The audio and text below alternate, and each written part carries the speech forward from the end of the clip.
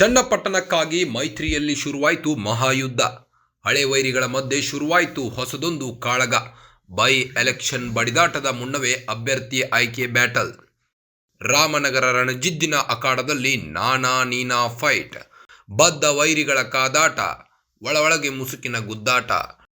ನಾ ಕೊಡೆ ನೀ ಬಿಡೆ ಫೈಟ್. ಅಭ್ಯರ್ಥಿಯ ಆಯ್ಕೆಯ ಚಾಲೆಂಜ್. ಮೇಲ್ನೋಟಕ್ಕೆ ಎಲ್ಲವೂ ಓಕೆ. ಶೀತಲ ಸಮರಕ್ಕೆ ನಾಂದಿ ಹಾಡಿದ ಆಯ್ಕೆ.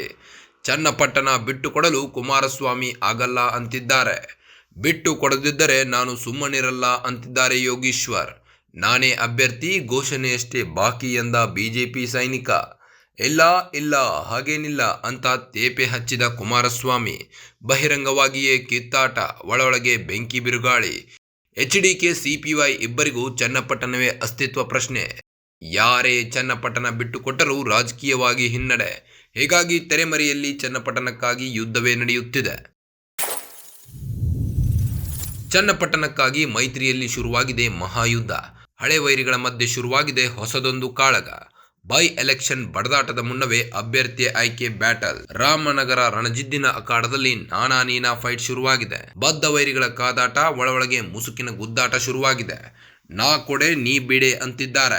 ಮೇಲ್ನೋಟಕ್ಕೆ ಎಲ್ಲವೂ ಓಕೆ, ಆದರೆ ಶೀತಲ ಸಮರಕ್ಕೆ ನಾಂದಿ ಹಾಡಲಾಗ್ತಿದೆ. ಚನ್ನಪಟ್ಟಣ ಬಿಟ್ಟು ಕೊಡಲು ಕುಮಾರಸ್ವಾಮಿ ಆಗಲ್ಲ ಅಂತಿದ್ದಾರೆ. ಬಿಟ್ಟು ಕೊಡದಿದ್ದರೆ ನಾನು ಸುಮ್ಮನಿರಲ್ಲ ಅಂತಿದ್ದಾರೆ ಸಿಪಿ ಯೋಗೀಶ್ವರ್. ನಾನೇ ಅಭ್ಯರ್ಥಿ, ಘೋಷಣೆಯಷ್ಟೇ ಬಾಕಿ ಎಂದಿದ್ದಾರೆ. ಇದಕ್ಕೆ ಕುಮಾರಸ್ವಾಮಿ ಇಲ್ಲ ಹಾಗೇನಿಲ್ಲ ಅಂತ ತೇಪೆ ಹಚ್ಚುತ್ತಿದ್ದಾರೆ. ಬಹಿರಂಗವಾಗಿಯೇ ಕಿತ್ತಾಟ ಶುರುವಾಗಿದೆ. ಒಳಗೆ ಬೆಂಕಿ ಬಿರುಗಾಳಿ ಶುರುವಾಗಿದೆ. ಎಚ್ಡಿಕೆ ಸಿಪಿವೈ ಇಬ್ಬರಿಗೂ ಚನ್ನಪಟ್ಟಣದ ಅಸ್ತಿತ್ವ ಪ್ರಶ್ನೆಯಾಗಿದೆ.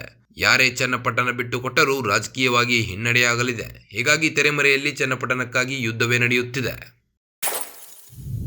ಇಲ್ಲಿ ಪ್ರಶ್ನೆ ಬ್ರದರ್, 3 ವಿಧಾನಸಭಾ ಕ್ಷೇತ್ರಗಳ ಉಪಚುನಾವಣೆ ಇದೆ. 3 ಕ್ಷೇತ್ರಗಳಲ್ಲಿ ಒಂದು ಕ್ಷೇತ್ರದಲ್ಲಿ ಕಾಂಗ್ರೆಸ್ ಇದ್ದಂಥದ್ದು,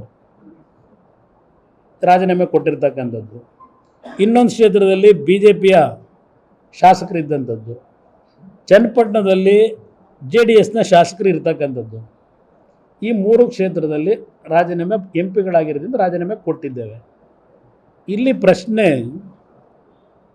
ನನ್ನ ಕಾರ್ಯಕರ್ತರುಗಳ ಒಪಿನಿಯನ್ನು ನಾನು ತಗೋಬೇಕಲ್ಲ. ನಾನು ಅವ್ರಿಗೂ ಹೇಳಿದ್ದೇನೆ, ನಮ್ಮ ಕಾರ್ಯಕರ್ತರುಗಳನ್ನು ಭೇಟಿ ಮಾಡಿ ಅವರನ್ನು ವಿಶ್ವಾಸಕ್ಕೆ ತೆಗೆದುಕೊಳ್ಳಿ, ನಂತರ ತೀರ್ಮಾನ ಮಾಡೋಣ ಅಂತ ಹೇಳಿದ್ದೇನೆ. ಇಲ್ಲಿ ಇನ್ನೂ ಯಾವುದೇ ರೀತಿಯ ತೀರ್ಮಾನಗಳು BJP ಹೈಕಮಾಂಡ್ ಜೊತೆನೂ ನಾನು ಚರ್ಚೆ ಮಾಡಿಲ್ಲ. ಅವರು ಇನ್ನೂ ನನ್ನ ಜೊತೆ ಯಾರೂ ಚರ್ಚೆ ಮಾಡಿಲ್ಲ. ರಾಜ್ಯದ ನಾಯಕರುಗಳು ಯಾರೂ ಚರ್ಚೆ ಮಾಡಿಲ್ಲ. ಈಗ ಆ ಕ್ಷೇತ್ರದಲ್ಲಿ ನಾನು 2 ಬಾರಿ ಚುನಾವಣೆಯಲ್ಲಿ ಗೆದ್ದಿದ್ದೇವೆ ಕಾರ್ಯಕರ್ತರ ದುಡಿಮೆ ಮೇಲೆ. ನನ್ನ ಕಾರ್ಯಕರ್ತರುಗಳ ಸಹಮತ ಇಲ್ಲದೆ ನಾನು ಯಾವುದೂ ನಿರ್ಧಾರ ಮಾಡಲಿಕ್ಕೂ ಸಾಧ್ಯ ಇಲ್ಲ. ಅವರು ನಿಲ್ಲಬೇಕು ಅಂತಕ್ಕಂಥದ್ದು. ಹಿಂದೆ 4-5 ಬಾರಿ ಶಾಸಕರಾಗಿದ್ದಾರೆ. ಅವರು ಆ ಕ್ಷೇತ್ರದಲ್ಲಿ ಪ್ರತಿನಿಧಿಸ್ತಾ ಇದ್ದಾರೆ. ನಮಗೆ ಮತ್ತು ಅವರಿಗೆ ಹಿಂದಿನ ಚುನಾವಣೆಗಳಲ್ಲಿ ಪ್ರತಿಸ್ಪರ್ಧೆಗಳು ನಡೆದಿದೆ. ಮುಂದಿನ ಒಂದು ತೀರ್ಮಾನಗಳು ಏನು ಮಾಡಬೇಕು ಅನ್ನೋದನ್ನು ನಾನು ಸಹ ನಮ್ಮ ಪಕ್ಷದ ಮುಖಂಡರುಗಳು, ನನ್ನ ಕಾರ್ಯಕರ್ತರು, ಚನ್ನಪಟ್ಟಣದ ಕ್ಷೇತ್ರದ ನನ್ನ ಮತದಾರರೇನಿದ್ದಾರೆ ಅವ್ರ ಜೊತೆ ಚರ್ಚೆ ಮಾಡಿ ಅಂತಿಮವಾದ ನಿರ್ಣಯ ಮಾಡ್ತೀವಿ.